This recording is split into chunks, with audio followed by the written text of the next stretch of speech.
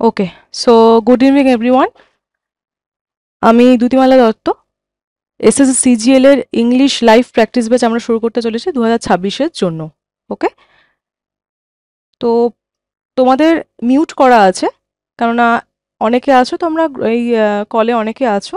এখন সবাই যদি কথা বলতে শুরু করো তাহলে আমাদের এই ইন্ট্রোডাক্টরি সেশনটা ঠিকঠাকভাবে সম্পন্ন হবে না। তো আমরা যেহেতু একটা নতুন ব্যাচ শুরু করতে চলেছি, তো প্রতিটা ব্যাচই শুরু করার আগে ব্যাচটায় আমাদের কীরকম কী রোড ম্যাপ থাকবে, কীভাবে আমরা এগোবো সেই সম্পর্কে জানাটা আমাদের জন্য জরুরি। তো সেই বিষয়ে আমি আজকে তোমাদের সাথে ডিসকাস করব। এটা আমাদের আজকের একটা ইন্ট্রোডাক্টরি সেশন। প্রথমে আমার যা যা বক্তব্য আছে সেগুলো আমি তোমাদের সাথে শেয়ার করব, এবং তারপরে আমার সব কিছু কমপ্লিট হয়ে গেলে পরে তোমাদের জন্য আমি আনমিউট করে দেবো। তোমাদের যা বক্তব্য আছে সেগুলো তোমরা জানাতে পারো। তো যেমনটা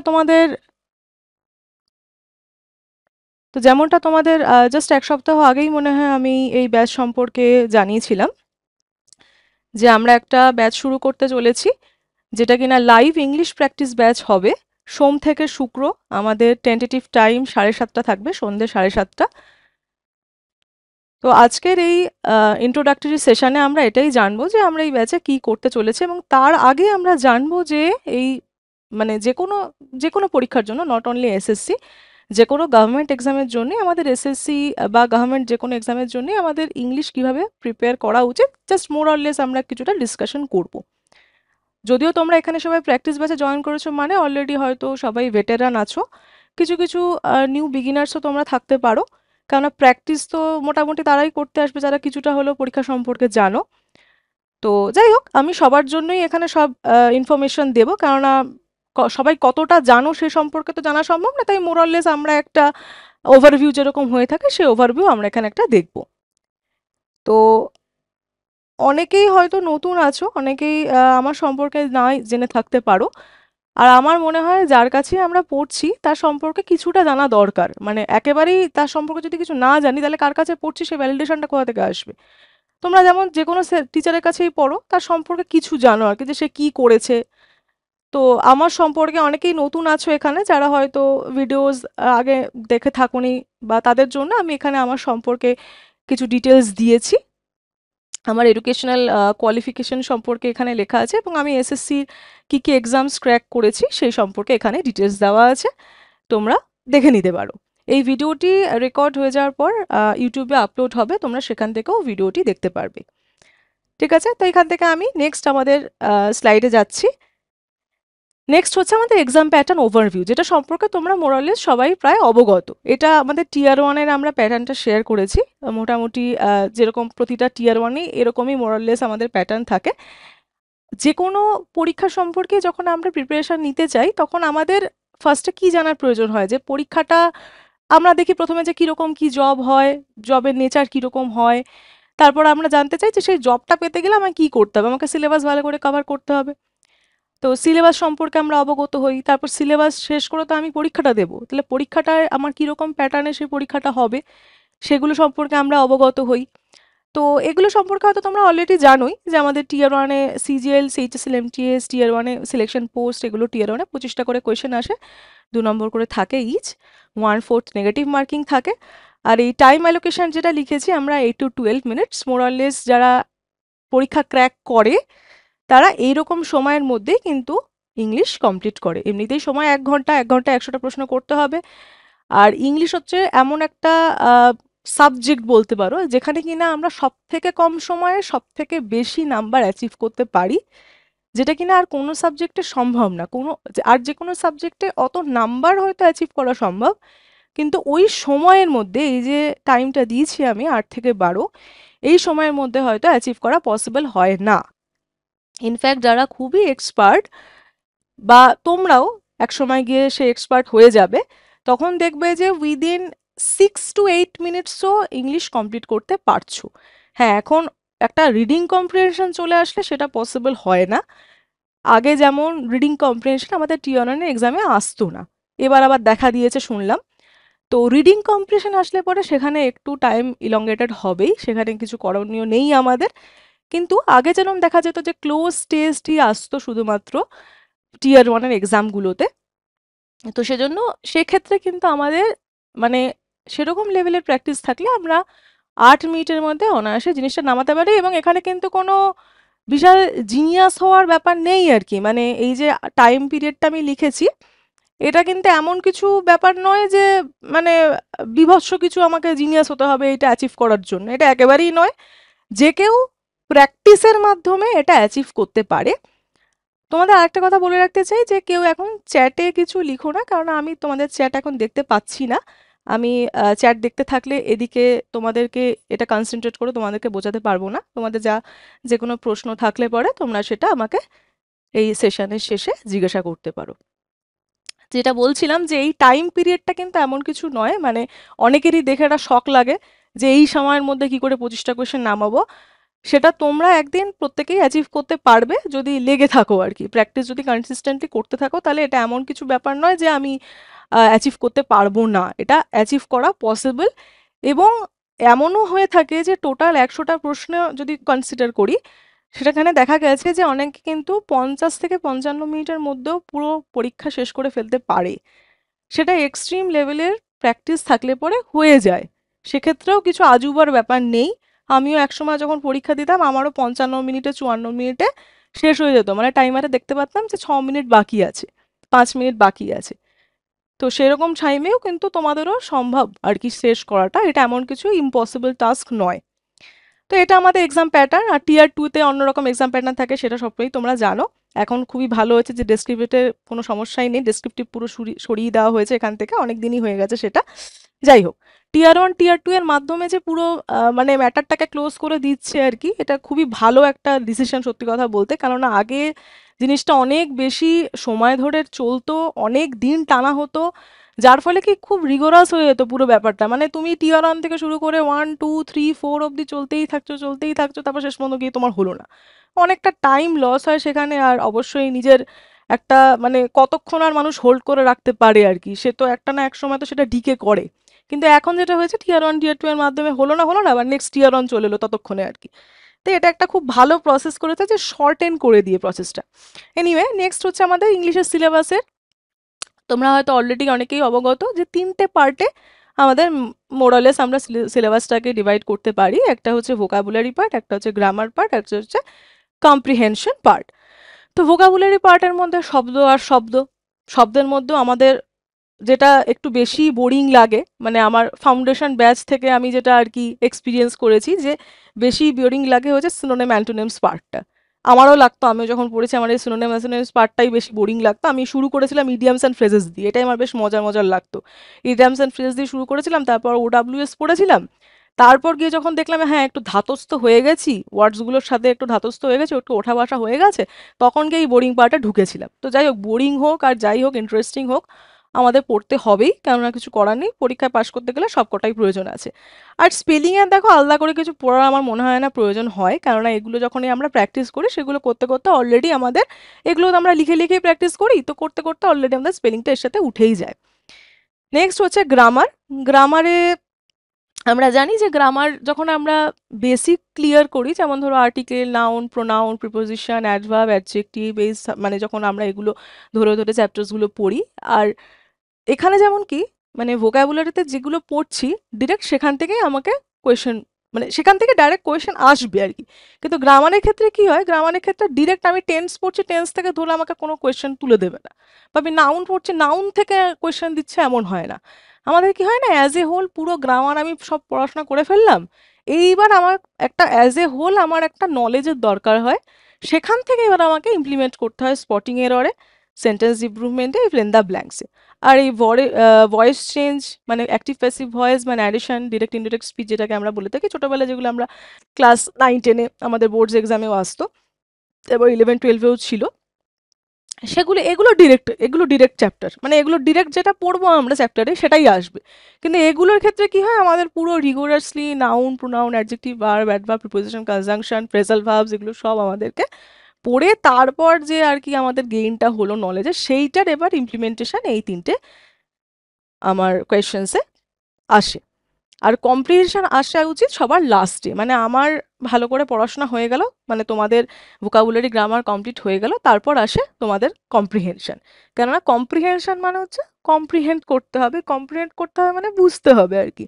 তা বুঝবো তো তখন না যখন ল্যাঙ্গুয়েজটা সম্পর্কে জানবো, বুঝবো তো তখন যখন শব্দগুলোর অর্থ জানবো বা গ্রামারের রুল জানবো, তবে তো গিয়ে সেটা আমি একটা সেন্টেন্স আমাকে লিখে দিলে পরে বা একটা প্যারাগ্রাফ লিখে দিলে পরে তবে সেটা আমি মানে বুঝবো। সেজন্য আমরা সবসময় সবার লাস্টে আমরা রিডিং কম্প্রিহেনশন করে থাকি। রিডিং আমরা জানি কম্প্রিহেনশন পার্টে তিনটেই আছে, একটা আরসি আসে রিডিং কম্প্রিহেনশন, প্যারাজাম্বলস বা সেন্টেন্স রিঅ্যারেঞ্জমেন্ট, মানে বড় বড় যেগুলো প্যারাগ্রাফের মতো অনেক সময় আসে সেগুলোকে প্যারাজাম্বলস বলি, সেগুলো যদি ছোট সেন্টেন্সে আসে তাহলে সেটা সেন্টেন্স রিঅ্যারেঞ্জমেন্ট হয়ে গেল। আর ক্লোজ টেস্ট, আমাদের এই মানে তিনটের মধ্যে ক্লোজ টেস্টটাই ইজি, মানে তিনটের রেসপেক্টে এই ক্লোজ টেস্টটা ইজি বলতে পারো আর কি, যেটা কিনা আগে টিয়ার ওয়ানে ক্লোজ টেস্টই দেখা যেত। একমাত্র সিলেকশন পোস্টের পরীক্ষায় এই আরসি আসতো, যেহেতু সিলেকশন পোস্টের পরীক্ষায় ফেজ এক্সাম যেটাকে বলে, যেহেতু সিলেকশন পোস্টের পরীক্ষায় একটাই যেহেতু আমাদের মানে টিয়ার হয়ে থাকে, সেজন্য যেহেতু আর নেক্সট টিয়ারই নেই, মানে তোমাকে আর যাচাই করবে কি করে, যেমন টিয়ার টুতে আমাদের আরসি আসতো, সিজিএল এর কথা বলছি বা সিএইচএসএল এর কথা বলছি, এখানে তো সেই সুযোগটাই থাকতো না, এজন্য সিলেকশন পোস্টেই আমাদের কি করতো না, আরসিটা সিলেকশন পোস্টেই দেওয়া হতো। কিন্তু এখন শুনলাম যে সিজিএলেও নাকি এটা এসছে। তো যাই হোক, যেরকম আসবে আমাদের তো সেরকমই করতে হবে, আমাদের তো কোনো উপায় নেই। আর এই পার্সেন্টেজটা একটা জাস্ট অ্যাপ্রক্সিমেট লিখেছি, এই পার্সেন্টেজে আগে দেখা যেত, কিন্তু এখন আমরা দেখতে পাচ্ছি যেটা যে সেরকম কোনো ফিক্সড নাম্বার অফ কোয়েশ্চেন্স যে আসবেই এমন নয়, মানে এমন দেখাই যাচ্ছে যে যে একটা একটা শিফটে অনেক ভোক্যাব থেকে কোয়েশ্চেন চলে আসছে, আর একটা শিফটে দেখা যাচ্ছে অনেক গ্রামার থেকে কোয়েশ্চেন চলে আসছে, আবার এরকমও দেখা যাচ্ছে যে একটা শিফটে খালি 5টা সিনোনিম থেকেই কোয়েশ্চেন দিয়ে দিয়েছে। মানে এমন না যে ভোক্যাব থেকে অনেক কোয়েশ্চেন আসছে মানে ভোক্যাবের মধ্যেও যে মিক্স করে দেবে, মানে ওডাব্লিউএস দিল বা ইডিয়ামস দিল বা সিনোনিমস দিল, এমন হচ্ছে না। মানে এমনও দেখা গেছে যে শুনলাম যে 5খানা নাকি শুধু সিনোনিমেরই কোয়েশ্চেন দিয়ে দিয়েছে। তো এরকম এখন হচ্ছে আর কি, এগুলো মিক্সড আর কি, মিক্সড আমরা যেরকম শুনছি যেরকম আসছে। তো যেরকমই আসুক আমাদের এই এর ওপর নির্ভর করে না, কারণ আমাদের সবকটা যে পার্ট আছে সবকটা সেকশনকে আমাকে সমান ওয়েটেজ দিয়েই চলতে হবে, কারণ আমি জানবো না যে আর একটাকে বাদ দিয়ে আর একটা করা পসিবলই না আর কি। মানে অ্যাজ এ হোল এটাই আমাদের টোটাল সিলেবাস, তো এরকম সম্ভব না যে আমি শুধু গ্রামারে ভালো হলাম তো চলে গেল, বা আমার শুধু ভোকাবুলারিতে ভালো হলাম তাহলে আমি চলে গেল, তো এরকম হবে না আর কি। আমাকে ভালো হতে গেলে আপনার গ্রামার এবং ভোক্যাব দুটোতেই ভালো হতে হবে, আর দুটোতে ভালো হলে অটোমেটিক্যালি তুমি 3 নম্বরটাতে ভালো হয়ে যাবে। ঠিক আছে, তো এটা আমাদের রাফলি একটা ইংলিশ সিলেবাসের আর কি একটা ওভারভিউ আমরা জানলাম। নেক্সট হচ্ছে syllabus and strategy. Syllabus strategy নিয়ে তোমরা অনেকে এখানে ভেটারান আছো, তোমরা অলরেডি জানো আর কি কী স্ট্র্যাটেজি তোমাদের থাকা উচিত। তবুও আমি আমার তরফ থেকে একটু রিপিট করে দিচ্ছি যে প্রথমে আমরা শুধু ইংলিশ বলে না, যে কোনো সাবজেক্টে আমরা কী করি, বেসিক জিনিসটা পড়ি, বেসিক কোর জিনিসটা পড়ি। যেমন বললাম না এখানে যে তোমার গ্রামার করতে গেলে তো আমাকে ডাইরেক্ট এখান থেকে টেন্স থেকে কোয়েশ্চেন আসবে না, আমাকে স্পটিং এরর থেকে কোয়েশ্চেন আসবে। স্পটিং এরর থেকে কোয়েশ্চেন আসবে মানে সেটা আর্টিকেল থেকেও আসতে পারে, সেটা টেন্স থেকেও আসতে পারে, সেটা নাউন প্রোনাউন যে কোনো গ্রামারের চ্যাপ্টার থেকে আসতে পারে। তাহলে আমাকে অফকোর্স কোর টপিক্স তো কমপ্লিট করতেই হবে গ্রামারের। আর ভোকাবুলারি সাধারণত কি হয় দেখো, আমরা মানে সেই ছোটবেলায় হয়তো ক্লাস 11-12 ইংলিশ ধরে পড়েছি, আর কলেজে একটু ছিল, তারপর হয়তো অনেক দিনের একটা গ্যাপ পড়ে যায় আননেসেসারি। তো কেউ আমরা বসে বসে আর ওয়ার্ডস কালেক্ট করে পড়ি না, কেউ করে থাকলে সেটা এক্সেপশনাল, সেটা খুবই ভালো জিনিস আর কি, কিন্তু ন্যাচারালি আমরা সেটা করি না, প্রয়োজন না হলে আমরা এমনিই কিছু করতে যাই না। তো স্বাভাবিকভাবে আমাদের কি হয়, ভোকাবুলারি যেটা আমাদের ধরো স্টক অফ ওয়ার্ড যেটা ছিল ক্লাস 11-12 পড়তো, সেটা হয়তো আস্তে আস্তে করে ডিকে হয়ে যায়। তাই আমাদের যে কোনো সিলেবাসের ক্ষেত্রেই, আমি এটা অফকোর্স ইংলিশের ওপর ফোকাস করে বানিয়েছি, কিন্তু যে কোনো সিলেবাসের ক্ষেত্রেই কিন্তু, যে কোনো সাবজেক্টের ক্ষেত্রেই কিন্তু তোমাদের সবসময় স্ট্র্যাটেজিটা এইরকমই হওয়া উচিত।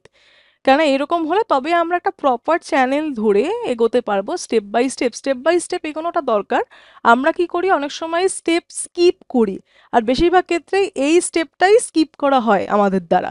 কারণ আমাদের মনে হয় যে দূর আবার আলাদা করে কি পড়তে বসবো এখন, গ্রামারের চ্যাপ্টার, ও ঠিক আছে একবারে ট্রাই করি, টেক্সট বুকের অ্যাপ খুললাম একবারে চলো ট্রাই করি 10টা কোয়েশ্চেন, 10টা কোয়েশ্চেনের মধ্যে তুমি ধরো মানে 7টা কোয়েশ্চেন পেরে গেলে, ব্যাস তোমার খুব ভালো লাগলো, আরে এই তো পড়ারই দরকার নেই, আমি তো এমনিই পাচ্ছি 7টা কোয়েশ্চেন, দূর বেকার পড়ে সময় নষ্ট করতে হবে কেন। কিন্তু ওই 7টা কোয়েশ্চেন পারলে পরেরটাতে হয়তো 8টা কোয়েশ্চেন পারলে, তারপরটাতে দেখলে দুটো কোয়েশ্চেন পেরেছো, আর হয়তো 8টা ভুল হয়েছে। কেন, কেননা তোমার একটা ইনকমপ্লিট বেসটাই নড়বড়ে, বাড়ির ভিতটা নড়বড়ে আর কি। ঠিক আছে, বাড়িটা যে তৈরি করবো নিজের ভিতটা তো শক্ত করতে হবে। তো এমন হয়ে থাকে কি আমাদের, আমরা তো জানি না এমন তো না, সবাই জানি, সবাই মাধ্যমিক উচ্চ মাধ্যমিক পাশ করে এসেছি, তো সবাই জানি, কিন্তু বেসিক্যালি কি হয় আমরা ভুলে গেছি। তো সেই রিভিশনটা করা, সেই জিনিসটা ঝালাই করে নেওয়াটা কিন্তু খুব দরকার। কেননা গ্রামার বা ভোকাবুলারি নয়, গ্রামারের যে সমস্ত রুল, সেগুলো কিন্তু আলাদা করে কিছু রুল নেই, যা আমরা ছোটবেলায় পড়েছি স্কুলে সেই রুলই আর কি। এবার আমরা তো বেসিক্যালি ভুলে গেছি, কেন রুল কেন কি কোনটা হতো সেটা তো আর আমার এখন মনে রেখে বসে নেই আর কি আমরা।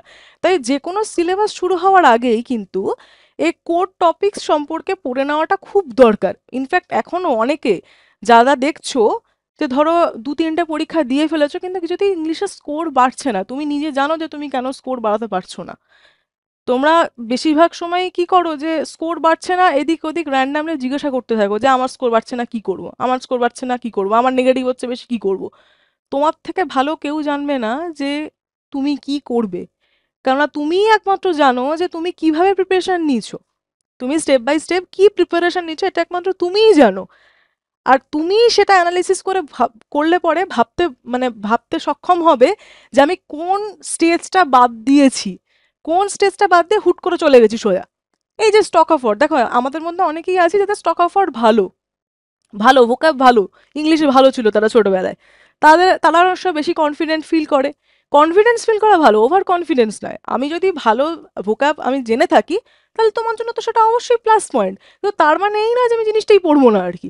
তার মানে এই নয় যে আমি ডিরেক্ট আর কি শর্ট টেস্টগুলোতে ঢুকে গেলাম যে চলো এবার চ্যাপ্টার ওয়াইজ টেস্ট দিয়ে দিয়ে এইভাবে পড়বো আর কি। এটা কিন্তু প্রসেস নয়।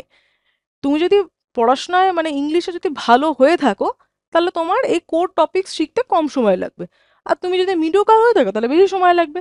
কিন্তু শিখতে সবাইকে হবে, সে যতই ভালো হোক না কেন। শেখা অর্থে যা যে অলরেডি জানে তার একবার ঝালাই হয়ে যাবে, তার একবার রিভাইজ হয়ে যাবে। তাই কোর টপিক সম্পর্কে কিন্তু তোমাকে পড়াশোনা করতেই হবে।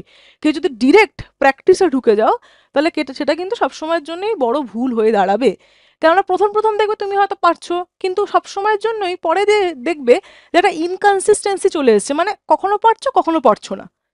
তোমার মনে প্রশ্ন উঠবে যে কি এটা কি হচ্ছে, কখনো পারছি কখনো পারছি না এরকম কেন হচ্ছে।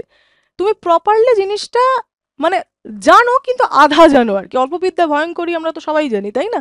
তো সেই সেম জিনিস আর কি এখানে, যে জিনিসটা আমি যখন এগোবই তাহলে প্রপার ওয়েতেই আমাকে এগোতে হবে। আমাদের খুব লোভ লাগে, এই যাই না একটু চ্যাপ্টার ওয়াইজ টেস্ট দিয়ে আসি না, কি আছে একটু দেখি না কত নাম্বার পাচ্ছে, সবাই নাম্বার শেয়ার করে, তাই না? আমাদের গ্রুপগুলোতে টেলিগ্রাম গ্রুপ হোয়াটসঅ্যাপ গ্রুপে কি হয়, সবাই খালি স্কোর শেয়ার করতে থাকে, তার থেকে আমরাও ইনফ্লুয়েন্স হয়ে যাই। এই সবাই স্কোর শেয়ার করছে, আমিও স্কোর শেয়ার করবো, আমিও 10 on 10 পাবো আর কি।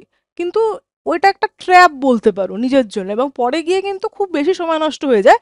কেননা পরে তুমি যখন প্র্যাকটিসের রেসে দৌড়াতে শুরু করে দাও না, তখন তোমার ওটাই পিছনে গিয়ে আর বেসিক পড়তে আর ইচ্ছে করে না, কোনো মতেই ইচ্ছা করে না, এবং তোমার খালি মনে হতে থাকে কিভাবে প্র্যাকটিস করতে করতেই আমি আর কি পরীক্ষা পার করে দেবো। যেটা কিনা পার হয়তো হয়ে যায় কিন্তু টাইমটা ইলংগেটেড হয়ে যায়। তো সেটা তো কখনোই আমাদের জন্য এক্সপেক্টেড নয়, তাই না? আমরা তো সবসময় যাবো শর্টার টাইমের মধ্যে আমি যতটা তাড়াতাড়ি আমি অ্যাচিভ করতে পারি। তো যে কোনো জিনিসের জন্যই আমি প্রথমে বেসিক পড়বো, বেসিক পড়ার পর আমার কাজ হবে রিগোরাসলি প্র্যাকটিস করা। আমি টেস্ট দিতে পারি টপিক ওয়াইজ, কি যেরকম দেখবে বিভিন্ন অ্যাপে আমরা কি চ্যাপ্টার ওয়াইজ টেস্ট পাই, গ্রামারের চ্যাপ্টার ওয়াইজ, টেন্সের টেস্ট, নাউনের টেস্ট, প্রোনাউনের টেস্ট, এরকম টেস্ট পাই। সেরকম টেস্ট দেবো, প্রিভিয়াস ইয়ারের যে সমস্ত বইগুলো আছে সেই বইগুলো দেবো। ঠিক আছে, এইগুলো হয়ে যাওয়ার পর 3 নম্বরে আসে হচ্ছে মক টেস্ট। মক টেস্ট তো ফুল টেস্ট দেওয়া আসে। এবার আমাদের যখন আমরা মক টেস্ট দেওয়াটা শুরু করি, তুমি পুরো টপিক পড়ে ফেলার পর তুমি প্রিভিয়াস ইয়ারের কোয়েশ্চেন প্র্যাকটিস করলে, টপিক ওয়াইজ টেস্ট তুমি দিলে, কিছু চ্যাপ্টার ওয়াইজ টেস্ট বা সেকশন ওয়াইজ টেস্ট যেগুলো হয়, তারপর গিয়ে আলটিমেটলি তোমার যেটা অ্যাকচুয়ালি করতে হবে, কি করতে হবে, পরীক্ষা দিতে হবে। তো পরীক্ষা দেওয়ার আগে আমি কি করি, মক টেস্ট দিই। এবার মক টেস্ট দিতে ঢুকলে পরে যখন 4টে টপিক নিয়ে একবারে যখন আমি পরীক্ষা দিতে বসছি, তখনই আমার এই টাইম ম্যানেজমেন্টের ইস্যুটা দেখা যায়, এবং সেটা ওখানেই রিজলভ হয়ে যায় আর কি। আমি যতক্ষণ না পরীক্ষা দিতে বসছি না ততক্ষণ অবধি আমার বোঝা সম্ভব না, ওই বাইরে থেকে খালি শুনে শুনে বোঝা সম্ভব না যে এইভাবে করতে হবে এইভাবে করতে হবে। তুমি যখন পরীক্ষা দিতে বসবে তখন তুমি সব থেকে ভালো বুঝতে পারবে যে কি করে তুমি এই সময়টা ট্যাকেল করবে, বা কোন সাবজেক্টের পর কোন সাবজেক্ট দিলে পরে তোমার টাইমটা ভালো ম্যানেজমেন্ট হবে। টাইম ম্যানেজমেন্টটা কিন্তু তখনই পসিবল যখন তোমার প্র্যাকটিস একদম 100%। প্র্যাকটিস যখন 100% তখনই কিন্তু টাইম ম্যানেজমেন্ট পসিবল। আর প্র্যাকটিস 100% কখন হবে, যখন আমি কোর টপিক সম্পর্কে 100% অবগত থাকবো। আমি যত জানবো তত ফাস্ট আমি আনসার করতে পারবো, আর যত ফাস্ট আনসার করতে পারবো তত ভালো আমার টাইম ম্যানেজমেন্ট হবে। তাই আমি কোনো জিনিস জানি না বা আধা জানি বা আমি আধা প্র্যাকটিস করেছি, সেখানে কিন্তু আমি নিজের থেকে টাইম ম্যানেজমেন্ট এক্সপেক্ট করতে পারি না। And the same thing goes for accuracy also. আমি জিনিস আধা জেনে বসে আছি, বা আমি জিনিসে সেরকম প্র্যাকটিসই করিনি, আর আমি নিজের থেকে এক্সপেক্ট করছি যে আমি ইংলিশে 25টার মধ্যে একবারে 22টা কারেক্ট করে আসবো, সেটা কিন্তু পসিবল না। তাই কনফিডেন্স বিল্ডিংয়ের জন্য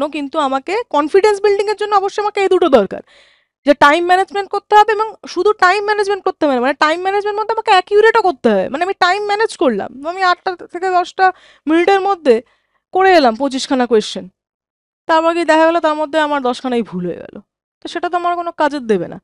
বা আমি সব পারছি 25টার মধ্যে, আমি হয়তো সবই পেরেছি, দেখা গেল আমি 18টা পেরেছি, 18টাই কারেক্ট হয়েছে, কিন্তু টাইম লেগে গেল আমার 15 মিনিট, সেটাও আমার কাজে দেবে না। তাহলে আমাকে দুটোই করতে হবে, শর্ট টাইমের মধ্যেও করতে হবে, আর অ্যাকিউরেসিও হাই রাখতে হবে। আর এই দুটো করার জন্য প্র্যাকটিসটা বেশি দরকার। মানে প্র্যাকটিস না করে আমি কখনো নিজের থেকে এরকম এক্সপেক্ট করবো না যে আমি তো সব ঠিক করে আসবো, আর টাইমও আমি একদম তাড়াতাড়ি করে ফেলবো আর কি, তো সেটা সম্ভব নয়। তা কোনো জিনিসই আর কি হঠাৎ করে তো আমাদের অ্যাচিভ করা পসিবল না, এটা একটা প্রসেস, আস্তে আস্তে আমাকে করতে করতে ডেলি বেসিসে জিনিসটা করতে করতে তবেই গিয়ে আমার সেই জিনিসটা অ্যাচিভ করা পসিবল হয়। ঠিক আছে, নেক্সট যাচ্ছি আমাদের, যে ইংলিশটা কেন ম্যাটার করে। তোমাদের শুরুতেই যে একটা কথা বললাম, যে সব থেকে এমনই ইংলিশই হচ্ছে এমন একটা আমাদের মানে সাবজেক্ট, চারটের সাবজেক্টের মধ্যে জিকেও সব থেকে শর্টার টাইমে আমরা অফকোর্স অ্যাচিভ করি আর কি, মানে অ্যাটেম্প তো সব থেকে শর্ট টাইম জিকেতেই লাগে, কিন্তু আমরা জানি জিকের কি প্রবলেম, জিকেতে অ্যাকিউরেসিটা কতটা মানে প্রবলেমেটিক আর কি আমাদের জন্য, এবং পারাটাও অ্যাটেম্পটাও কতটা বেশি প্রবলেমেটিক হয়, সেটাও আমরা জানি। তো দেখো, আমরা যেটা দেখেছি যে ইংলিশে কিন্তু অনেক ক্ষেত্রেই ভোক্যাব রিপিট করে থাকে, এবং গ্রামারেরও যে রুল খুবই কম হয় যে এই জিনিসটা সম্পর্কে এমন কিছু চলেছে যে এ তো কোনোদিনও দেখিনি আর কি, তাই না? মানে যে ধরো অনেক দিন ধরে প্র্যাকটিসে আছে, সে জানে, সে হয়তো খুঁজে পাচ্ছে না, হতেই পারে যে সে ফার্স্ট অ্যাটেম্পটে হয়তো গ্রামারের স্পটিং এররটা খুঁজে পেলো না, কিন্তু পরে যখন সে দেখলো যে অ্যানালাইসিসে কি বলেছে, তাই হলো আরে আমার তো মাথা থেকে বেরিয়ে গেছিল। কেন, রুলস কিন্তু লিমিটেড, গ্রামারের যে রুলস সেটা কিন্তু লিমিটেড। হ্যাঁ, ভোক্যাব এখন এত টাইপের ভোক্যাব আসে, vocab one kind of unlimited হয়ে গেছে আর কি, যতই বড় তুমি দেখা যাবে 5,000টা ভোক্যাব পড়েছো, 5,001 নম্বর চলে এসছে আর কি পরীক্ষায়, কিন্তু গ্রামারের রুলস কিন্তু যা পড়বো সেটাই, শুধু আমাদের ইমপ্লিমেন্টেশনের অপেক্ষা যে আমি কত ফাস্ট সেটাকে ইমপ্লিমেন্ট করতে পারছি, আদারওয়াইজ কোনো নতুন তো আর কোনো, বুঝতেই পারছো গ্রামারের রুল আর নতুন করে কি উদয় হবে, যা আজকে অলরেডি যেটা এক্সিস্ট করছে সেটাই। তাই প্যাটার্নস রিপিটেটিভ বলতে আমি এটা বলছি যে তোমাদের যে গ্রামারের রুলসগুলো সেগুলো আলাদা করে কিন্তু কিছু নতুন আসবে না, সেগুলোই আসবে।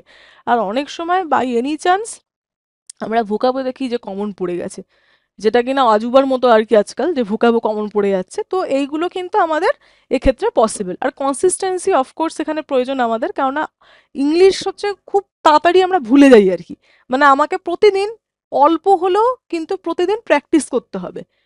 অল্প ধরো তোমার সময় নেই, তোমার ধরো অন্য জিকের কোনো তোমার সাবজেক্ট ধরো অনেকটা পেন্ডিং আছে, সেটা তোমাকে তুলতে হবে, এদিকে ইংলিশ ধরো তোমার একটা হয়েছে, তুমি প্র্যাকটিস করে যাচ্ছ, এবার ইংলিশ ছেড়ে ফেলে দিয়ে শুধু জিকে পড়তে যদি শুরু করে দাও, তাহলে কিন্তু ইংলিশ ভুলে যাবে। তাই আমাকে চেষ্টা করতে হবে মিনিমাম কিছু টাইম যেন আমি অ্যালট করি, যাতে আমি কিছু মিনিমাম কোয়েশ্চেন্স প্র্যাকটিস করতে পারি। ডেলি প্র্যাকটিস কিন্তু প্রচণ্ড ইম্পর্টেন্ট, ডেলি প্র্যাকটিস ছাড়া কিন্তু স্পিড এবং অ্যাকিউরেসি আমার ইমপ্রুভ করা সম্ভব নয়। এবং যেটা বললাম যে ঠিক হলে কিন্তু এই যে easier to achieve 90% plus accuracy compare to quant or reasoning, আমরা জানি কোয়ান্ট অর রিজনিং করতে গেলে কতটা সময় লাগে পরীক্ষায়, অ্যাটলিস্ট 15 মিনিটস অ্যাভারেজ বললাম। আমার রিজনিংয়ের জন্য 14 to 16 মিনিটস অ্যাভারেজ বলতে পারি, আর কোয়ান্টের জন্য অ্যাভারেজ 16 to 18 মিনিটস আমি বলতে পারি, সেখানে হাফও লাগে না আর কি ইংলিশের জন্য টাইমিং। আর যদি অ্যাকিউরেট করতে পারি তাহলে তো বুঝতেই পারছো, মানে 8 to 10 মিনিটসও বলছি না, ধরো আমি এই 6 to 8 মিনিটসই বলছি আর কি, কম করেই বললাম, 6 to 8 মিনিটসই যদি বলি,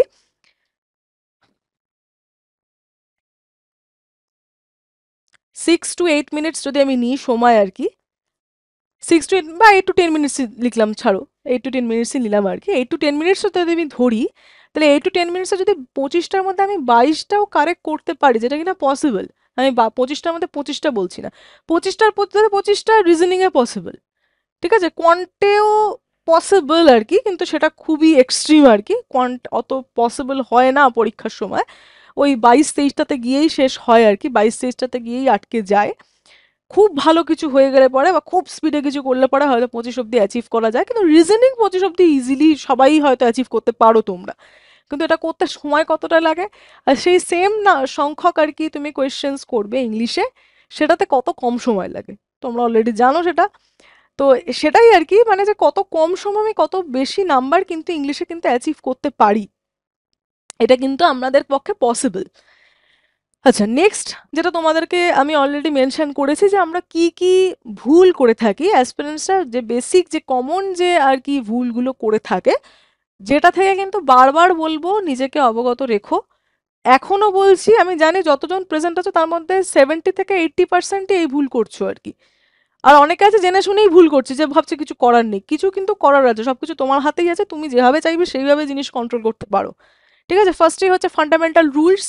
গ্রামারের ফান্ডামেন্টাল রুলস কখনো অ্যাভয়েড করবে না, একদম গাতিয়ে একদম পড়ার মতো করে গ্রামার পড়তে হবে, অ্যাটলিস্ট একবার হলেও পড়তে হবে।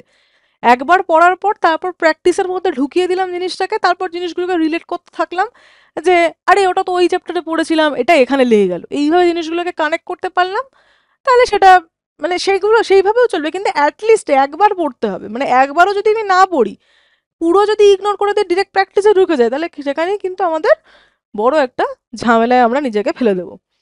আচ্ছা, ডাইভার্স কোয়েশ্চেন টাইপ এই জন্য বলছি যে আমাদের না অনেক সময় পরীক্ষার সময় এরকম হয় যে সবারই তো একটা এরকম মাথায় ভূত থাকে যে খুব কঠিন প্রশ্ন করতে হবে, খুব কঠিন প্রশ্ন করতে হবে, সবসময় কঠিন প্রশ্ন ট্রাই করতে হবে, আমাদের অ্যাটেম্প করতে হবে, এটার পেছনে আমরা দৌড়াই। এবার দেখবে এরকম অনেক সময় হয় যে পরীক্ষায় এত ইজি চলে এসছে কোনো একটা পার্টিকুলার কোনো একটা কোয়েশ্চেন, যে তোমার মাথাতেই ঢুকছে না যে এটার কি এত ইজি আনসার হবে। মানে নিজের উপরে নিজের ডাউট হচ্ছে যে এই এই প্রশ্ন দিয়েছে, মানে সিজিএল এই প্রশ্ন দিয়েছে, যেটা কিন্তু দিয়ে থাকে। তুমি কিন্তু প্রিভিয়াস ইয়ার কোয়েশ্চেন্স খুললে দেখতে পাবে যে এর এরকম ইজি প্রশ্ন হয়তো কখনো না কখনো দিয়ে থাকে। এবার আমরা সবসময় একটা হাইপে চলি, এই খুব কঠিন প্রশ্ন আসবে, খুব কঠিন, খুব কঠিন, এরকম একটা জিনিস চলতে থাকে। এবার তখন অনেক সময় মাইন্ড গেম মানে খেলা হয়ে যায় আর কি আমাদের সাথে, যে দেখে মনে হচ্ছে যে এত সোজা প্রশ্ন চলে এসছে এরকম মনে হচ্ছে আর কি, অথচ তুমি আশপাশে শুনে এসছো যে খুব কঠিন প্রশ্ন এসছে। তো ওতে কিন্তু আমাদের টাইম লস হয় এবং আমরা কাইন্ড অফ ট্র্যাপে পড়ে যাই। তাই এমন নয় যে শুধুমাত্র কঠিন প্রশ্নই প্র্যাকটিস করব, সব ধরনের প্রশ্নেই প্র্যাকটিস করব। অ্যাকচুয়ালি কঠিন সোজা বলে তো আর কিছু হয় না, তুমি আর কত তাড়াতাড়ি জিনিসগুলোকে আর কি মানে ট্যাকেল করতে পারছো, কত তাড়াতাড়ি পিক করতে পারছো এররগুলো, সেটা ইম্পর্টেন্ট এবং সেটা প্র্যাকটিসের উপরে ডিপেন্ড করে। কঠিন সোজা সবই রিলেটিভ আর কি, তোমার প্র্যাকটিসের সাথে রিলেটিভ আর কি, এগুলো তোমার প্র্যাকটিসের উপর পুরোপুরি ডিপেন্ড করবে। পুয়ার টাইম ম্যানেজমেন্ট শুধু মক টেস্ট দিতে গিয়ে নয়, তুমি ধরো তোমার পড়াশোনা হয়ে গেছে, তুমি বাড়িতে প্রতিদিন প্র্যাকটিস করছো নর্মাল এমনি প্রশ্ন, এমনি বই খুলে ধরো প্র্যাকটিস করছো, তুমি সেখানেও মোবাইলে স্টপ ওয়াচটা চালিয়ে প্র্যাকটিস করবে। ঠিক আছে, আমি বলছি না যারা ধরো দেখো এক একজন এক একটা স্টেজে রয়েছো, কেউ হয়তো সবে মাত্র ফাউন্ডেশন কমপ্লিট করেছো, কেউ হয়তো ফাউন্ডেশন কমপ্লিট করে আর কি হলো 2-3 মাস তুমি প্র্যাকটিস করছো, কেউ হয়তো 3-4 বছর ধরে প্র্যাকটিস করছো, কেউ হয়তো অলরেডি 2-3টে সিজিএল দিয়ে বসে আছো আর কি। তো এরকম এক একজন কিন্তু এক একটা স্টেজে দাঁড়িয়ে আছো। তো এক একজনের জন্য কিন্তু এক এক ধরনের রুল অ্যাপ্লাই করবে, কে কোনটাতে ল্যাক করছো সেটার উপর ডিপেন্ড করবে। তা আমি এটা একটা অ্যাজ এ হোল সবার জন্য যেটা অ্যাপ্লিকেবল সেটা বলছি, যে আমি যদি শুরু করি, যে শুরু আমি জাস্ট করেছি প্র্যাকটিস করাটা, তো তখন আমার টাইমের পিছনে দৌড়ানোর দরকার নেই। আমাদের মেন টার্গেট হবে যে আমি পারছি কিনা, আমি কি করতে পারছি, আমি কি প্রশ্নটা অ্যাটেম্প করতে পারছি, কারেক্টলি অ্যাটেম্প করতে পারছি, এটা হবে আমার টার্গেট। তারপর কিছুদিন যাবে, কিছুদিন যাওয়ার পর যখন আমি দেখবো যে বাহ আমি তো সব পারছি মোটামুটি মোটামুটি 10টা করলে পরে আর 10টার মধ্যে 8টাই ঠিক হয়, 2টো ভুল হয়, 7টা ঠিক হয়, 3টে ভুল হয়, যখন আমি দেখছি যে না আস্তে আস্তে তো আমি পারছি বেশ, আমি প্রথমে পারবো, তারপর আমি টাইমের মধ্যে পারবো। প্রথমে টাইমের মধ্যে পারতে গেলে কিন্তু এমনিও পারবো না অমনিও পারবো না, তাই প্রথমে পারতে হবে যে আমি পারছি কিনা। তাদের যদি 10টা প্রশ্ন করতে আমার 1 ঘন্টা লাগে, লাগবে, আমি পারছি কিনা সেটা জানাটা আমার ইম্পর্টেন্ট। তো প্রথমে আমি দেখবো আমি পারছি কিনা। আমি যখন দেখছি যে বাহ আমি তো পারছি, ডেইলি মোটামুটি আমার ঠিকঠাক হচ্ছে, আমার কনসেপ্ট তাহলে ক্লিয়ার আছে, আমি বেশ অ্যানালিসিস করতে পারছি, ভুলগুলোও যেগুলো দেখছি আমার ভুল হচ্ছে সেগুলোও আমি ট্যাকেল করতে পারছি, যে আরে আমি তো এটা পড়েছি আমার মাথা থেকে বেরিয়ে গেছিলো, প্র্যাকটিস করতে করতে আবার সেগুলো আমার অ্যাচিভ হচ্ছে। যখন আমি এরকম স্টেজে পৌঁছাবো তখন গিয়ে আমার একদম বাড়িতে স্টপ ওয়াচ লাগিয়ে আমি প্র্যাকটিস করবো। কেননা মানে এখন ইনফাইনাইট নাম্বার তো চ্যাপ্টার ওয়াইজ টেস্ট অ্যাপে অ্যাভেলেবেল নেই, কত টেস্ট আর তোমার জন্য দেবে, কিছু জিনিস, বেশিরভাগ জিনিসই আমরা বই থেকেই প্র্যাকটিস করি, যত আছে আমরা তো বেশিরভাগই আমাদের সবার শেষ হয়ে যায়। আমাদের অনলাইন অ্যাপসগুলোতে যা চ্যাপ্টার ওয়াইজ টেস্ট বাগেরা থাকে আর কি, প্রতিটা এক্সাম ওয়াইজও থাকে আর কি, কিন্তু আমাদের প্র্যাকটিসের সাথে পারে না। আমরা এত প্র্যাকটিস করি যে সবই শেষ হয়ে যায় আর কি। আবার রিপিট করা যায়, রিঅ্যাটেম্প করা যায়, সেটা তো তোমরা চাইলে করতেই পারো। বা আমি বলছি বাড়িতে ধরো বই দেখে করছো, সেক্ষেত্রে আমি স্টপ ওয়াচ লাগিয়ে করতে পারি, ঠিক আছে? তখন আমি টাইমটা কন্ট্রোলের মধ্যে আনছি, শুধু টাইমটা কন্ট্রোলের মধ্যে আনছি না, অ্যাকিউরেসিটাও কন্ট্রোলের মধ্যে আনছি, মানে টাইমের মধ্যে করব, ঠিক করব। আচ্ছা, ভোকাবুলারি যেটা আমরা করি, আমরা ভোক্যাব পড়তে বসলে, ধরো তুমি ইউটিউব ভিডিও টিডিও থেকে যখন আমরা ভোক্যাব পড়তে বসে, আমরা হচ্ছে সব থেকে রিল্যাক্স ভাবে ভোক্যাব পড়তে বসে, শুয়ে টুয়ে একদম আরাম করে ভোক্যাব পড়ছি, ঠিক আছে? ভোক্যাব ওভাবে পড়ার জিনিস নয়। ভোক্যাব পড়তে গেলে সবসময় হাতে পেন আর সামনে খাতা রাখতে হবে। কেননা শুধু স্পেলিংটার জন্য নয়, মানে আমি যখনই জিনিসটা কন্টিনিউসলি লিখতে থাকবো না, ওটা আমার মাথার মধ্যে ছেপে যাবে। মানে আমি চোখে দেখছি যে ইউটিউব ভিডিওতে কি পড়াচ্ছে, চোখে দেখলাম একবার, সেই জিনিসটা রিপিট হলো আবার যখন আমি খাতায় লিখলাম। আমি যখন খাতায় লিখলাম সেই জিনিসটা রিপিট হলো, আমি দেখলাম যে আমি খাতায় লিখছি, সেটা আরেকবার রিপিট হলো। তো ব্রেনে ওটা আমাদের বেশি ইম্প্যাক্ট পড়ে মনে রাখার জন্য। দেখবে এমনিও মনে রাখার জন্য আমরা সব ছোটবেলাতেও শুনতাম, এই জোরে জোরে পড়বি, নয়তো বলতে এই লিখে লিখে পড়বি, কোনো জিনিস মনে থাকছে না, এই লিখে লিখে পড়বি, আমাদেরকে বলা হতো। তাই আমরা কি করব, যে যখনই ভোকাব পড়তে বসবো সবসময় লিখে লিখে পড়ার চেষ্টা করব। এই যে প্রত্যেকটা সেকেন্ড স্টুডেন্টের প্রবলেম হচ্ছে মনে রাখতে পারি না। কি করে মনে রাখতে পারবে? আমি যদি এত আরাম করে ভোকাব পড়তে বসি তাহলে মনে থাকবে কি করে? আমাকে তো একটু কষ্ট করতে হবে। অঙ্ক করতে গেলে তো আর শুয়ে বসে অঙ্ক হবে না। অঙ্ক করতে গেলে তো খাতা পেন লাগে। ইংলিশ করতে গেলেও খাতা পেন লাগবে। সামনে খাতা নিয়ে হাতে পেন নিয়ে বসতে হবে এবং শব্দগুলি লিখে লিখে করতে হবে। এর কোনো মানে এমন কোনো ম্যাজিক মন্ত্র নেই যে আমি বলে দেবো আর হট করে তোমার সমস্ত ওয়ার্ডস মনে থাকবে আর কি। কোনো কিছুই ম্যাজিক না, সব কিছুই হার্ড ওয়ার্কের মাধ্যমে অ্যাচিভ করা পসিবল। তো যে কোনো শব্দই যদি আমি মনে না রাখতে পারি, তার মানে সেগুলো আমি লিখে লিখেই মনে রাখবো। আমি বারবার করে লিখতে থাকবো, একটা রাফ খাতা রাখবো, বারবার করে আমি সেই জিনিসগুলো লিখতে থাকবো। এবার দেখো, এমন কিছু মানে শব্দ থাকবে যেগুলো তুমি মনে রাখতেই পারছো না আর কি। মানে কিছু একটু গেঁড়া কলমার্কা কিছু শব্দ থাকবে আর কি, যেগুলো খুব কমপ্লিকেটেড লাগছে, কিছুতেই বারবার করে পড়ছি ভুলে যাচ্ছি, বারবার করে পড়ছি ভুলে যাচ্ছি। ওগুলো কি করবে? ওই স্টিকি নোট থাকলে স্টিকি নোট, নয়তো এমনি পেজে লিখে দেওয়ালে সাটিয়ে দেবে বা কোথাও একটা সাটিয়ে দেবে আর কি। ঘুম থেকে উঠে ওটা দেখছো, রাতে শুতে যাচ্ছ ওই ওয়ার্ড দেখছো, ঘরে ঢুকছো ওই ওয়ার্ড দেখছো, সবসময় তোমার চোখের সামনে ওই ওয়ার্ড ভাসছে। যেটাই মনে রাখতে পারবে না, না নোট করে লিখে কোথাও একটা চিপকে দেবে, ও তোমার মনে থাকতে বাধ্য। যে কোনো ওয়ার্ড হতে পারে, সেটা অঙ্কের কোনো ফর্মুলা হতে পারে। ধরো কোনো শর্ট প্রসেস তুমি শিখেছো নতুন, মনে আর থাকছে না কিছুতেই। কোনো একটা কমপ্লিকেটেড ফর্মুলাকে শর্টেন করে কোনো একটা ফর্মুলা বানানো হয়েছে, কেউ একজন স্যার পড়িয়েছে, ম্যাডাম পড়িয়েছে, এবার তুমি মনে রাখতে পারছো না, ওই লিখে চোখের সামনে আটকে দেবে কোথাও একটা, বারবার করে তোমার চোখ ওটা দেখতে থাকবে, ওটা অটোমেটিক্যালি তোমার মেমোরিতে ছেপে যাবে। ঠিক আছে? তা ওয়ার্ডের ক্ষেত্রেও তাই করবো আমরা। এক তো আমরা লিখে লিখে পড়বো, লিখে লিখে বলে বলে পড়বো। আমরা বড় হয়ে গেলে আবার লজ্জা পাই, বলে বলে পড়তে চাই না, ওইসব লজ্জা টজ্জা ছাড়তে হবে পরীক্ষা ক্র্যাক করতে গেলে। ঠিক আছে? ভোকাব বলে বলে, মুখে বলে বলে পড়বে, মনে থাকতে বাধ্য, মুখে বলে বলে হাতে লিখে লিখে, ব্যাস এইরকম একদম ধরে ধরে পড়বে। আর যেগুলো মনে রাখতে পারছো না, আইদার এক জায়গায় নোট করে রাখবে, খাতা একটা আলাদা রাখবে যে এগুলো আমি মনে রাখতে পারছি না, এগুলো আমি এখানে নোট করে রাখলাম, এরকম রাখবে। আর নয়তো চোখের সামনে কোথাও একটা আটকে রেখে দেবে, লিখে আটকে রেখে দেয়। আমার আমার মানে ৪ বছর হয়ে গেলে আমি চাকরি করছি, আমার বাড়িতে এখনো ওই নোট ঝুলছে আর কি, ওগুলো বা ধুলো ঝুল জমে গেছে সব, ওগুলো তবুও আটকে আছে ওরকম ভাবেই। ঠিক আছে? আর রিভিশন, যেটা কিনা আমরা মানে বাদই দিয়ে দিই আর কি, মানে পড়ে ফেলেছি তো উদ্ধার করে ফেলেছি, রিভিশন দেওয়ার আর দরকার নেই, এরকম একটা ব্যাপার। কি রিভিশন দেবে? ভোকাবুলারি তো আছেই রিভিশন দেওয়ার, কিন্তু গ্রামারকে আমরা ইজিলি মানে নেগলেক্ট করে ফেলি। গ্রামারে কি হয়, যে ধরো এক তো গ্রামার যখন পড়বে, বই থেকে হোক বা যে কোনো স্যারের থেকে হোক, যার থেকেই পড়ছো, গ্রামারে নিজস্ব নোট থাকা দরকার। ঠিক আছে? বইয়ের ওপর ভরসা করে, বইয়ের ওপর তো ভরসা করবেই, কিন্তু নিজের হাতে বানানো নোট থাকলে পরে হুট করে তোমার কোনো একটা রুল মনে পড়ছে না, তুমি তোমার লেখা নোট থেকে খুঁজে বার করতে পারবে যে ওই রুলটা কোথায় আছে। সেটা এত বড় বই থেকে খুঁজে বার করতে অসুবিধা হবে। তোমার নিজের নোট, এর থেকে বড় অস্ত্র আর কিছু নেই। ও টপার্সের নোটের দরকার নেই, তোমার নোটই টপার্সের নোট হয়ে যাবে যদি তুমি প্রপারলি নোট বানাও আর কি। ঠিক আছে? তো নোট নিজের বানানো প্রচণ্ড দরকার। নোট বানানোর সময় আমাদের যত সময়ের আর কি দোহাই আসে, নোট বানানোর সময় আমাদের মনে পড়ে ওরে বাবা প্রচুর সময় নষ্ট হয়ে যাচ্ছে, এইভাবে নোট বানাতে বসলে তো আমাদের সিলেবাসই শেষ হবে না। বলে রাখছি, সিলেবাস এমনিও শেষ হবে না যদি নোট না বানাও, ওই সিলেবাস বছরের পর বছর চলতেই থাকবে। তো নোট বানানোটা খুবই দরকার, নিজের বানানো নোট, পিডিএফ প্রিন্ট করে নয়। ঠিক আছে, এই যে এত ডিমান্ড পিডিএফ এ, যে পিডিএফ চাই পিডিএফ চাই, পিডিএফ প্রিন্ট করব, পিডিএফ প্রিন্ট করলে পরে সে প্রিন্ট নিয়ে তুমি পরীক্ষায় যেতে পারবে না, কিন্তু তুমি যদি নোট লেখো সেটা তোমার মস্তিষ্কে প্রিন্ট হয়ে যাবে, আর নিজের মস্তিষ্ক নিয়েই তো নিশ্চয়ই পরীক্ষা দিতে যাবে। তো রিভিশন, নিজের নোট রিভিশন করবে।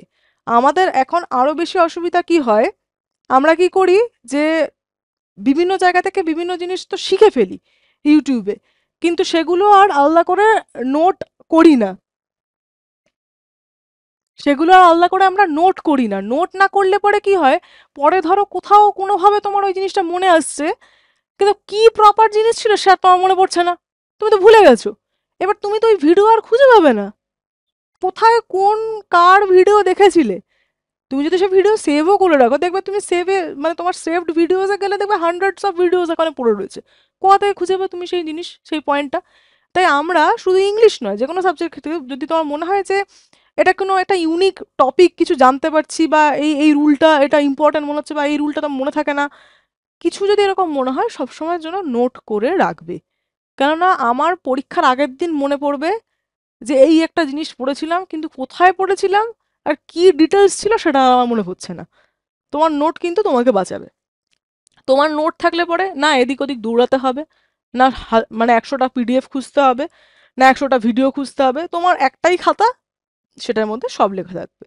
তো এই 5টা মানে বিগেস্ট করে থাকে, যেটা আই হোপ কি তোমরা এর ওপর ওয়ার্ক করবে, এই ভিডিও মানে এই ভুলগুলো অ্যাটলিস্ট করবে না। এবার আমরা কি করতে চলেছি এই তোমার এই ব্যাচে, তো সিম্পল ব্যাপার যে আমরা অবশ্যই কোয়েশ্চেন সলভ করতে চলেছি, এটা প্র্যাকটিস ব্যাচ, তো আমরা multiple type of questions practice করব।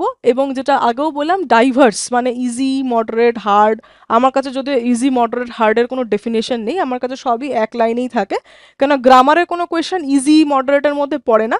হ্যাঁ, ভোকাবের বলতে পারো, অফকোর্স কিছু এমন এক্সেপশনাল ওয়ার্ডস চলে এলো যেগুলো জন্মে শুনিনি, তো সেটা অবশ্যই হার্ড কোয়েশ্চেন হবে। আর আমাকে বিশাল বড় একখানা রিডিং কম্প্রিহেনশন দিয়ে দিল, সেটাও আমাদের জন্য টাইম কনজিউমিং হবে, হার্ড হয়তো হবে না কিন্তু টাইম কনজিউমিং হবে। তো অফকোর্স সেগুলো হার্ডের পর্যায়ে পড়বে। তো এনিওয়ে, হার্ড মডারেট ইজি এগুলো সবই রিলেটিভ ব্যাপার, আমাদের মেন কাজ হচ্ছে কোয়েশ্চেন সলভ করা। আমি যেটা তোমাদেরকে বললাম যে ডেলি প্র্যাকটিসে থাকাটা আমাদের খুব দরকার, তো সেই প্র্যাকটিসটাই আমি এর মধ্যে আনতে চাইছি। সপ্তাহে 7 দিনের মধ্যে 5 দিন তো আমার প্র্যাকটিস করবো, আর 2 দিন তোমাদেরকে অবশ্যই করতে হবে। আমি আই হোপ সেটা তোমাদের কন্টিনিউ হবে আর কি, 5 দিন পর পর টানা প্র্যাকটিস করার পর সেটা কন্টিনিউ অটোমেটিক হয়ে যাওয়া উচিত। আর কোয়েশ্চেন যখন সলভ করব আর তার আনসার যখন আসবে, তখন অবশ্যই সেটা নিয়ে তো আমরা ডিসকাস করবোই, যে আমরা মানে কেন এই উত্তরটা হলো সেটা তো আমাকে জানতেই হবে, তাই না? শুধু এবিসিডি এর মধ্যে ডি আনসার ব্যাস চলো নেক্সট কোয়েশ্চেন, এটা তো পসিবল না আর কি। কেন ডি হলো কেন বি হলো সেটা তো আমাকে অবশ্যই বুঝতে হবে, সেটা আমরা বুঝবো। আর তার মধ্যে যদি কোনো কিছু ছোট ট্রিক বা কিছু মনে রাখার উপায় যদি থেকে থাকে তাহলে অবশ্যই সেটা আমরা ডিসকাস করব। যেমন এখন আমি ভিডিওস ডেলি ইউটিউবে শর্টস আপলোড করি, ট্রিক্স নিয়ে, বিভিন্ন হোমোফোনস নিয়ে, সেগুলো নিয়ে শর্টস আপলোড করছি, এবং সেগুলোতে ছোটো ছোটো আমি ইজি মেমোরি ট্রিক তোমাদের সাথে শেয়ার করি, যেগুলোর মাধ্যমে তোমরা মনে রাখতে পারো। তো সেই রকমের জিনিস আমাদের পড়ার মধ্যে মধ্যে যখনই আসবে আমরা সেগুলো অবশ্যই ডিসকাস করব। আর এখনই নয়, আমরা কিছুদিন এগোবো, তারপরে আস্তে আস্তে আমরা বিভিন্ন ধরনের কোয়েশ্চেন আমরা প্র্যাকটিস করার জন্য যা যা অ্যাসাইনমেন্ট যেরকম হয় সেগুলো আমরা আস্তে আস্তে আমরা গ্রুপে হোক ক্লাসে হোক এগুলো আমরা ডিসকাস করা, মানে অ্যাসাইনমেন্ট যেটা দেওয়া সেগুলো আমরা শুরু করব। এটা হচ্ছে আমাদের এই ব্যাচের অ্যাপ্রোচ, বা ব্যাচে আমাদের বলতে পারো রোড ম্যাপ, ব্লু প্রিন্ট, যেটাই আর কি আমরা করতে চলেছি। আমরা কোয়েশ্চেন্সের নাম্বার চেষ্টা করব যতটা বেশি, যতটা কম সময় যতটা বেশি সংখ্যক কোয়েশ্চেন্স করা যায় প্র্যাকটিস, কেননা প্র্যাকটিসটা বেশি করাটাই আর কি আমাদের সবসময়ের জন্য টার্গেট থাকবে। এবং যেটা বললাম যে সব ধরনের আর কি আমাদের মিক্সড কোয়েশ্চেন্স থাকবে। আর প্রিভিয়াস ইয়ার এখন তো আর নেই, কিন্তু এখনো অবধি যতটুকু প্রিভিয়াস ইয়ারের বই আর কি আমাদের কাছে আছে, আমার কাছে প্রচুর বই আছে, মানে আহ, এত বই আছে যে বলতে পারো আর কি একতলা থেকে দুতলা চলে যাওয়া যাবে আর কি, এত বই আর কি আমার কাছে আছে। তো সেই বইগুলো থেকে আমি ম্যাক্সিমাম নাম্বার অফ কোয়েশ্চেন্স আর কি এখানে প্রোভাইড করার চেষ্টা করব, যাতে কিনা আমাদের বিভিন্ন ধরনের টাইপ বারবার করে আর কি রিপিট হতে থাকে। আমি সবসময় কনসেপ্টে বিলিভ করি, মানে নাম্বার অফ কোয়েশ্চেন্সের থেকে কনসেপ্ট আমার কাছে অনেক বেশি ইম্পর্টেন্ট। মানে আমি তোমাদেরকে দেখানোর জন্য 40টা কোয়েশ্চেন্স করে দিলাম, কিন্তু কনসেপ্টটা আমার ক্লিয়ার হলো না, আমি কিন্তু এই পড়াশোনায় বিশ্বাস করি না। আমার কাছে কিন্তু কনসেপ্ট সব থেকে ওপরে, concept is the king. Concept clear হলে অটোমেটিক্যালি আমি উইনার হয়ে যাবো আর কি। সেখানে নাম্বার অফ কোয়েশ্চেন্সটা আমার কাছে ম্যাটার করবে না, কেননা কনসেপ্ট যেন প্রতিটা কোয়েশ্চেনে ক্লিয়ার থাকে, মানে প্রতিটা কোয়েশ্চেনে কেন যেন আমার কাছে ক্লিয়ার থাকে যে এটা কেন হলো আর কি। ওকে, তো আমাদের যে প্রিভিয়াস ইয়ার কোয়েশ্চেন্স আছে অফকোর্স তার উপর বেসড করেই আমরা পড়াশোনা করবো আমাদের এই ব্যাচে। আচ্ছা, তোমাদেরকে যে রেকমেন্ডেশনটা আমি দিতে চাই, মানে তোমরা কি করে আর কি প্র্যাকটিসটা কন্টিনিউ করবে, অলরেডি আমি প্রায় বলেই ফেলেছি আর কি তোমাদের কিভাবে প্র্যাকটিস করা উচিত। তাও এখানে একবার রিপিট করে দিচ্ছি যে যেমন দেখো আমি এখানে লিখেছি যে 50টা কোয়েশ্চেন অ্যাটলিস্ট আমাদের প্র্যাকটিস করা উচিত। এখন কারো যদি 50টা কোয়েশ্চেন বেশি মনে হয়, সে অ্যাটলিস্ট 30টা করো, 40টা করো, কিন্তু করো। মানে এমন নয় যে 50টা কোয়েশ্চেন তো আমি করতে পারবো না, তো করলামই না আর কি, সেটা করো না। ঠিক আছে, আমার যদি মানে মিনিমাম থেকে মিনিমামও যদি মনে হয় যে পসিবল, তাহলে সেটুকুই করো, কিন্তু করো। আর আশা করি সেটার জন্য খুব বেশি এফোর্ট তোমাদের দিতেও হবে না, কারণ মানে অটোমেটিক্যালি 30 কোয়েশ্চেন আমরা এই ব্যাচেই করে ফেলবো আর কি। আর তারপরে বাদ বাকি আর 20টা কোয়েশ্চেন তুমি করলে করলে, না করলে সেরকম খুব একটা অসুবিধা নেই। কিন্তু করাটা খুব দরকার, তুমি নিজে করো, এই ব্যাচে করো, যেভাবেই হোক ব্যাস করো। ভোকাবুলারি ক্ষেত্রে আমি দুটো মানে এখানে লিখেছি যে 20টা নিউ ওয়ার্ডস এভরিডে। তো নিউ ওয়ার্ডস হোক বা রিপিট করো, not a big deal, but পড়ো আর কি। পড়ার মধ্যে থাকাটা খুব প্রয়োজন, মানে পড়ার সাথে ওঠা বসা করাটা খুব প্রয়োজন। আমরা ইংলিশকে না মানে কি করে এলিয়েনের মতো ট্রিট করি আর কি। আর দেখবে কেউ ইংলিশে দুটো কথা বললে পরে আমরা তো একেবারে ফিদাই হয়ে যাই, আর কেউ ইংলিশে কথা বলে ফেলেছে মানে বিশাল কিন্তু সে আর কি বড় জ্ঞানী। অথচ জ্ঞানের সাথে ইংলিশের কিন্তু কোনো সম্পর্ক নেই। মানে আমরা ইংলিশে কথা বললেই ভাবি কি বিশাল হাইফাই লোক মনে হয়, হাইফাই এর কি আছে, বাংলায় যেমন তুমি কথা বলো ইংলিশেও তেমন কথা বলবে আর কি। তো আমরা এই জন্য মানে জিনিসটাকে খুব বড় করে দেখি। আমি তোমাদেরকে বলছি যে সেই মাইন্ডসেটটা চেঞ্জ করতে এবং জিনিসটাকে খুব নর্মালভাবে নিতে। মানে আমরা ইংলিশটাকে এত হালুয়া বানিয়ে ফেলেছি আর কি, যে খুব মানে খুব হাইফাই ভাবে দেখে ফেলি জিনিসটা, মানে ওরে বাবা কি যেন একখানা জিনিস। যেমন বাংলা ভাষা তেমন ইংরাজি একটা ভাষা আর কি। তো মানে অযথা ভয় না পেয়ে আমাকে এটা পড়তে হবে, এবং এটা পড়লে পরে আমারই লাভ। শুধু চাকরিতে তো লাভ নয়, চাকরির পরেও তো আমাকে ইংলিশে বেঁচে থাকতে হবে নাকি, ইংলিশ তো আমাকে সারাটা জীবন চালিয়ে যেতে হবে। তো সব দিক থেকেই আমিই লাভবান আর কি, সে আমি যত ওয়ার্ডস পড়বো আর কি। ঠিক আছে, তাহলে আমি দুটো মানে আমি 20টা নিউ ওয়ার্ডস পড়ি, বা আমি যদি চাই রিপিট করি, রিপিটও করো, তাতেও আমার কোনো অসুবিধা নেই, কিন্তু পড়ো। পড়াটা ইম্পর্টেন্ট, রিপিট করাটা ইম্পর্টেন্ট। তাতে যদি মিনিমাম 20টা ওয়ার্ডস আমার রিপিটও হয় সেটাও চলবে, কিন্তু পড়তে হবে। আচ্ছা, রিডিং কম্প্রিহেনশনের জন্য তো বাবা রিডিং হ্যাবিটসের প্রয়োজন। ঠিক আছে, এখন আবার ব্যাপারটা এরকম হয়ে গেছে যে ডেসক্রিপটিভ তো নেই, তো নিউজ পেপার পড়ার দরকার নেই আর কি, সেটা একেবারেই নয়। হ্যাঁ, একটু কম পড়লে চলবে এটা বলতে পারি, কারণ ডেসক্রিপটিভের জন্য যেই রকম লেভেলের পড়তে হতো আর্টিকেলস, সেই রকম লেভেলের পড়ার প্রয়োজন হয় না, যেহেতু আমি কিছু লিখবই না আর কি। মানে আমাকে তো খালি পড়ে উত্তর করতে হবে। এবার ব্যাপারটা হচ্ছে যে আমাকে রিডিং কম্প্রিহেনশন পড়ার জন্য, পড়ে আনসার করার জন্য রিডিং হ্যাবিট তো দরকার। আমি যদি জীবনে রিডিং হ্যাবিটটাই না অ্যাকোয়ার করতে পারি, তাহলে তো পরীক্ষার সময় হয়ে গেল আমার অবস্থা খারাপ। আমাকে তো ওই অত বড় একখানা প্যারাগ্রাফ দেবে, ওটাকে 2 মিনিটে নামাতে হবে আর কি, কি বলতে চাইছে একদম ওভারভিউটা নিতে হবে। তো সেই হ্যাবিচুয়েটেডটা আমি কি করে হব যদি আমি কিছুই না পড়ি। তাই প্রথমে অ্যাচিভ করবো অফকোর্স আমি গ্রামার ভোকাবুলারি সব কিছু অ্যাচিভ করবো, তারপর এক্সট্রা টাইম পেলে আমাকে একটু রিডিং হ্যাবিটটা অ্যাকোয়ার করতে হবে। পেপার পড়তে হবে, পেপার পড়া দেখো সবসময়ের জন্য ওই একইভাবে তুমিই লাভবান হবে। পেপার পড়লে তোমার রিডিং হ্যাবিটস ক্রিয়েট হবে, পেপার পড়লে তুমি গ্রামারের রুলসগুলো কি করে ইমপ্লিমেন্ট হচ্ছে সেটা দেখতে পাবে, পেপার পড়লে তুমি ওয়ার্ডস শিখতে পারবে, সব দিক থেকে তোমার লাভই লাভ। ঠিক আছে, আর রিভিশন ভেরি ইম্পর্ট্যান্ট। যেমনভাবে কোয়েশ্চেন প্র্যাকটিস করার কথা বললাম, যেরকমভাবে ভোকাবুলারি রিপিট করার কথা বললাম, এরই মধ্যে যেই যেই পয়েন্টগুলো আমাদের ইম্পর্ট্যান্ট লাগবে বা মনে হবে যে এটা নতুন কিছু শিখলাম, 50টা কোয়েশ্চেন করতে গিয়ে মনে হলো কিছু নতুন শিখলাম, এই রুলটা তো আগে কখনো দেখিনি, বা এই রুলটা তো খুব একটা ফ্রিকোয়েন্ট আসে না, বা এই রুলটা না আমি ধরতে পারছি না, বারবার করে আমি এই রুলটাতেই ভুল করছি, এইরকম কিছু থাকলে আলাদা করে একটা নোটবুকে নোট করব। বারবার করে একই ওয়ার্ড ভুল করছি, বারবার করে একই সিনোনিম ভুল করছি, এরকম কিছু থাকলে আলাদা করে নোট করব, এবং সেটাকে আমি উইকলি রিভাইজ করব। যে জিনিসগুলো এক্সেপশনালি দেখা যাচ্ছে আমার ভুল হচ্ছে, যে রুলগুলো আমি মনে রাখতে পারছি না মনে হচ্ছে, বা যে রুলগুলো দেখা যাচ্ছে যে খুব একটা ফ্রিকোয়েন্টলি আসে না, কিন্তু এসে গেলে তো হয়ে গেল আমার ভুল হয়ে যাবে। তো এই জিনিসগুলো যেগুলো তোমার মনে হচ্ছে যে একটু এক্সেপশনাল বা তুমি স্পেশালি কিছু ভুল করছো আর কি এখানে, সেইগুলো মানে নিজের ভুল ধরাটাও কিন্তু খুব বড় জিনিস আর কি। নিজের ভুল ধরতে পারলে খুব তাড়াতাড়ি সেই ভুলটা শোধরানোও যায়। তো নিজের ভুলটা ধরতে হবে এবং ভুল ধরে সেগুলোর ওপর কাজ করতে হবে। যেমন আমি যদি দেখি যে বারবার করে এই রুলটা ভুল করছি বা এই ভোকাবটা মনে থাকছে না, তাহলে আমি নোট করে রাখবো যে এই আমি আজকে রোববার বিকালবেলা 5:30টার সময় এটা রিপিট করব। বা আমি এই রুলগুলো মনে রাখতে পারছি না, এটাকে আমি সপ্তাহে একবার করে একটু একটু জাস্ট রিভাইজ করে নেব। ঠিক আছে? তো এটাও কিন্তু আমাদের খুব প্রয়োজন করা। আমি আশা করছি তোমরা অনেকেই হয়তো এটা কন্টিনিউ করো আর কি। আবারও যাতে ফোকাস নিয়ে করতে পারো আর কি, তার জন্য আমি এই জিনিসটা তোমাকে রেকমেন্ড করছি। আমার বক্তব্য এখানেই শেষ হচ্ছে। আমি তোমাদেরকে একটাই আর কি রিকোয়েস্ট, অ্যাডভাইস যা দিদি হিসেবে যা তোমরা নেবে আর কি, সবসময়ের জন্যে কনসিস্টেন্টলি প্র্যাকটিস করাটাও ইম্পর্ট্যান্ট। একদিনে 100টা প্রশ্ন করলাম, তারপর 6 দিন আর কিছু করলাম না, তাতে কিন্তু লাভ নেই। তার থেকে আমি প্রতিদিন 10টা করে কোয়েশ্চেন করি, সেটাও তোমার জন্য বেনিফিশিয়াল। কিন্তু ওই একদিনে অনেক প্র্যাকটিস করে ফেললাম, আর তারপর 6 দিন ভুলে গেলাম সবকিছু আর কি, মানে 6 দিন আমি অন্য জিনিস ঢুকে বসে আছি। তাহলে কি হয়, আমাদের যে মানে কনসিস্টেন্টলি যে জিনিসটার সাথে ওঠা বসা চলে না, সে তারটা কেটে যায় আর কি।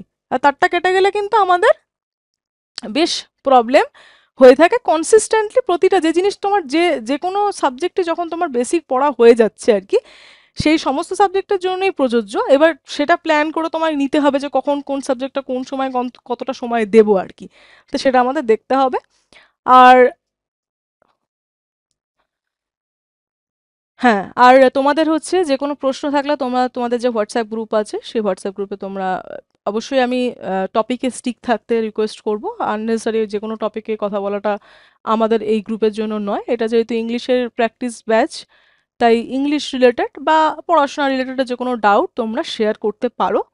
যে কোনো রেলেভেন্ট ডাউট ওয়েলকাম, কোনো প্রবলেম নেই। আর নিজে যে খাটতে পারি সে বিশেষটা নিজের উপর রাখতে হবে, যে আমি মানে আমি খাটতে পারি এবং আমি যে কোনো লেভেল অবধি খাটতে পারি আর কি। সেই বিশ্বাসটুকু রাখতে হবে যে আমি যে কোনো লেভেল অবধি, নেক্সট লেভেল অবধি খাটতে পারি আর কি। মানে খাটনিতে আমার কোনো কমতি নেই। কেউ আমি যেন পরে গিয়ে কখনো আমার না মনে হয় যে আরেকটু খাটলেই হয়ে যেত আর কি।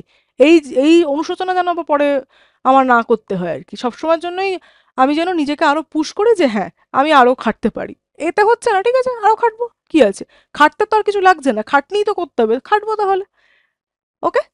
তো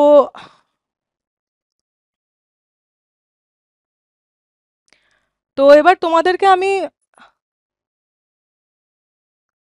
হ্যাঁ, তোমাদের আমি আনমিউট করে দিয়েছি। আমি তোমাদেরকে রিকোয়েস্ট করব যে ইংলিশ বা পরীক্ষা রিলেটেড টপিকে, রেলেভেন্ট টপিকে তোমরা স্টিক থেকে, আমাদের আছে আর এখন 9টা 10 বাজে, 10 থেকে 15 মিনিট সময় আছে। তোমাদের কিছু প্রশ্ন থাকলে তোমরা জিজ্ঞাসা করতে পারো।